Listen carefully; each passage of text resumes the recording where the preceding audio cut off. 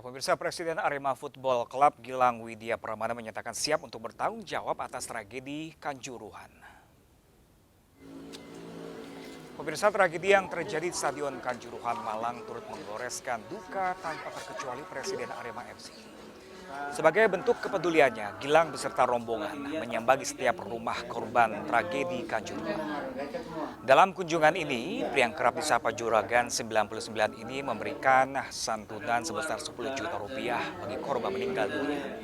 Sedangkan bagi korban yang mengalami luka-luka mendapatkan uang santunan sebesar 2 sampai 5 juta rupiah.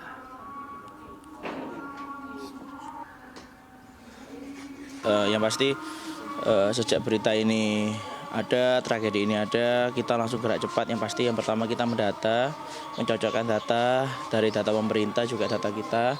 Yang pasti kita membagi tim, ada tim yang datang ke rumah duka dipimpin oleh saya, ada tim yang juga datang ke beberapa rumah sakit.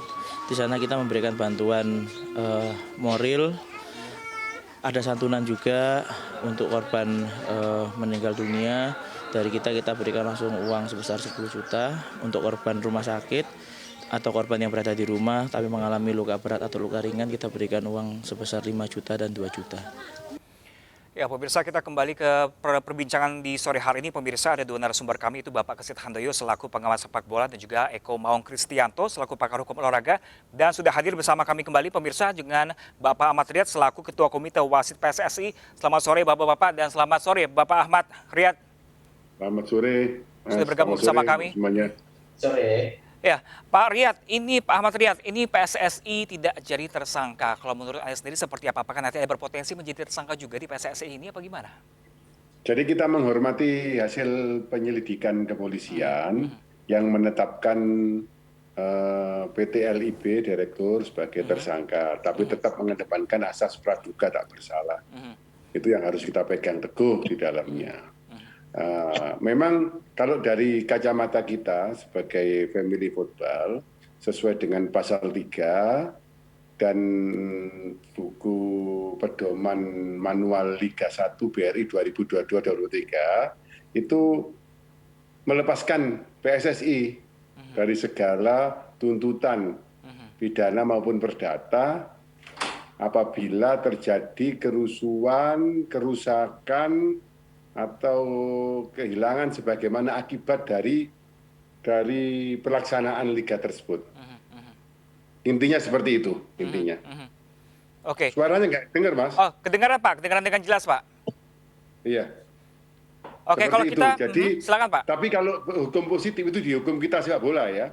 Tapi kalau dihukum positif nantinya ditemukan bukti-bukti keterkaitannya, kita akan melihat sejauh mana nanti bukti-bukti tersebut. Kita tetap menghormati hak penyidik untuk melakukan penyidikan agar terang masalah ini semuanya. Oke, kalau kita ke pengamat sepak bola Pak Kesit Handoyo, dengan adanya pasal ini seakan-akan PSSI tidak bisa tersentuh seperti itu. Kalau menurut Anda seperti apa? Ya, memang pasal yang tadi disebutkan ya, tadi juga sebelumnya sudah disampaikan oleh Kang Eko ya, itu memang seperti menjadi tameng ya buat PSSI. Artinya ketika terjadi kejadian seperti yang di Kanjuruhan ini, kemudian PSSI memang seperti lepas tanggung jawab begitu ya, tidak bisa disentuh dan tidak ikut bertanggung jawab terhadap persoalan yang terjadi di Kanjuruhan ya. Kita fokuskan di kasus ini.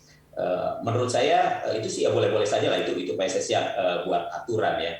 Tapi bukan kemudian kalau kita bicara hukum positif ya, ini mungkin nanti Kang Eko yang lebih paham. Bukan berarti kemudian person-person di PSSI tidak bisa disentuh gitu ya. Artinya dari sisi regulasi tentang pelaksanaan liga ya, mereka punya hak, memang punya wewenang untuk membuat itu gitu ya. Tapi bukan berarti kemudian tidak bisa diotak-atik, kira-kira begitulah ya. Jadi kalau menurut saya. Oke, kalau ke Pak Eko Maung Kristianto, ini menurut Anda fair nggak dengan adanya pasal ini?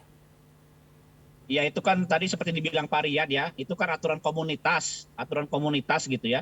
Nah nanti logika hukum nasionalnya, aparat penegak hukum yang akan melakukan penyidikan, pengembangannya seperti apa pengembangannya. Kalau misalkan ternyata bisa terkait ya orang-orang PSSI, ya nanti kan dilihat lagi, ditinjau lagi gitu, apakah tepat atau tidak gitu. Dan jangan lupa sebetulnya dalam hukum positif ya, kebanyakan orang kan berpikirnya hanya hukum pidana saja nih. Kita punya undang-undang keolahragaan yang baru ya, nomor 11 tahun 2022. Itu ada 2 pasal yang jelas-jelas menyatakan nih. Di pasal 52 itu disebutkan bahwa setiap penyelenggara event olahraga itu harus memenuhi standar tertentu, termasuk keamanan. Nah ini berarti enggak kan? Karena nggak ada sertifikatnya ya. Itu nggak ada. Terus di pasal 54 supporter sepak bola, supporter ya, bukan supporter sepak bola, supporter olahraga, itu juga berhak atas keselamatan dan keamanan. Nah, dengan tewasnya 130 ini juga nggak terpenuhi gitulah. Nanti makanya tetap ya pihak kepolisian yang saya anggap lebih paham lah. Ini kan kerjaan mereka sehari-hari nih ya. Pak Eko, kalau tidak adanya pasal tersebut, Pak Eko, mungkinkah PSSI berpotensi menjadi salah satu tersangka juga? Ya, kalau tersangka itu kan dari kepolisian gitu. Kalau hukum komunitas kan enggak. Ini hukum komunitas, kita bicara tentang sanksi misalkan ya. Sanksi dari tragedi di Malang. Nah, yang bisa memberikan sanksi itu kan organ di atasnya, FIFA. Makanya kemarin netizen pada pingin Komdis menyangsi PSSI. Itu logikanya gimana gitu. Itu kan nggak mungkin ya. Nah, berarti FIFA. Sedangkan FIFA saja sampai saat ini, detik ini, tidak bicara tentang sanksi gitu loh. Jadi memang perlu dibedakan ya. Saya tahu netizen ini kan pinginnya Pak Iwan mundur nih. Nah tadi saya udah bilang, kalau mundur itu bukan hukuman sebetulnya, tapi lebih ke moral ya. Kalau misalkan betul-betul pingin Pak Iwan mundur, ada mekanismenya. Yaitu para grassroots nih, para pemilik suara, klub dan asprof, ya bikin kongres luar biasa, turunkan Pak Iwan. Tapi ini kan enggak.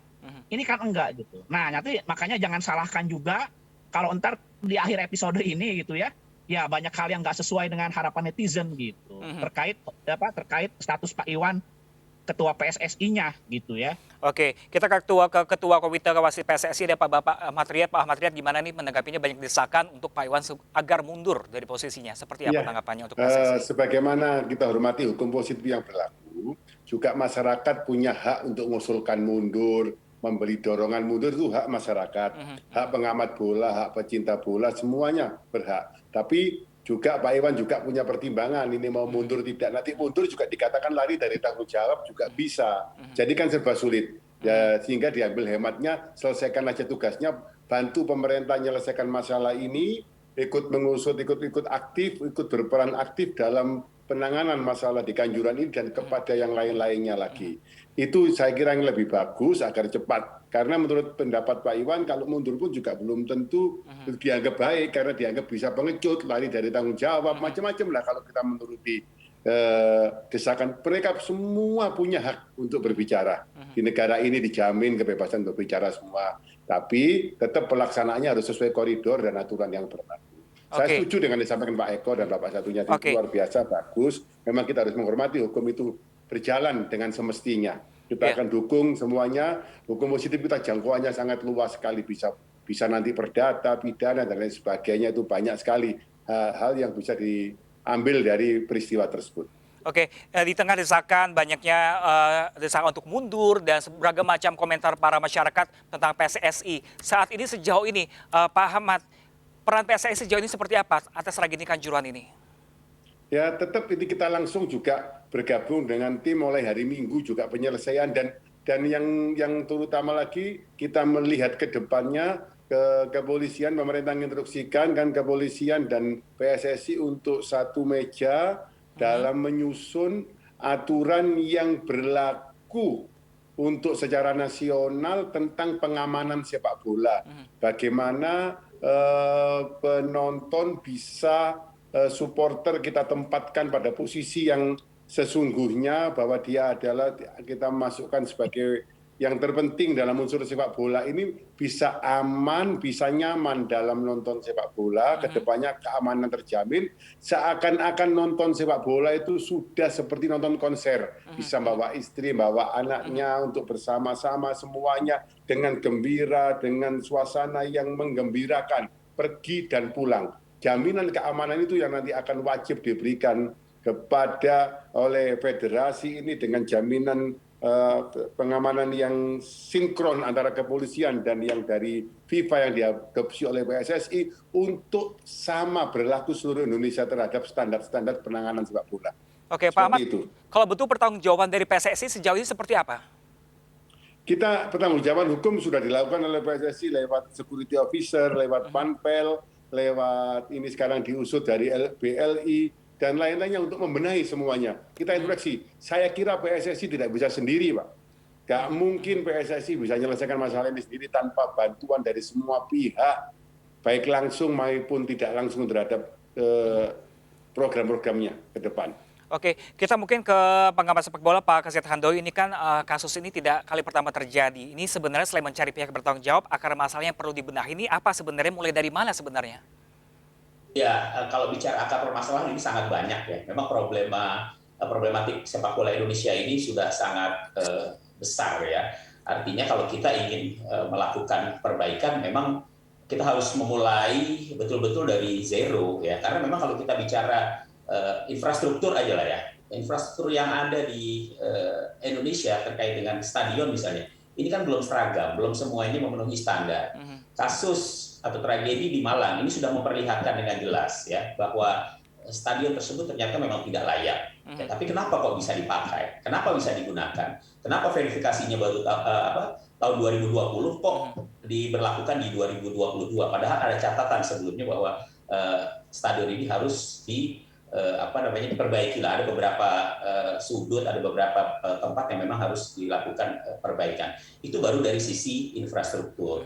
Belum lagi misalnya bagaimana kita memberikan edukasi kepada supporter. Belum lagi kemudian tugas dari stakeholder sepak bola lainnya yang terlibat langsung di lapangan. Saya katakan misalnya pemain, wasit, pengurus, sampai ujungnya di federasi, dalam hal ini PSSI. Kemudian juga penegakan hukum ya, di penegakan regulasi ini juga masih compang-camping ya. Jadi memang butuh kerja keras, butuh Banyak pekerjaan rumah yang harus dibenahi ya Pak Kesit ya. betul, banyak sekali pekerjaan rumah yang harus dibenahi oleh PSSI kalau kita ingin maju dan kita tidak ingin mengulang kejadian yang sama seperti apa yang terjadi di Malang. Oke, baik.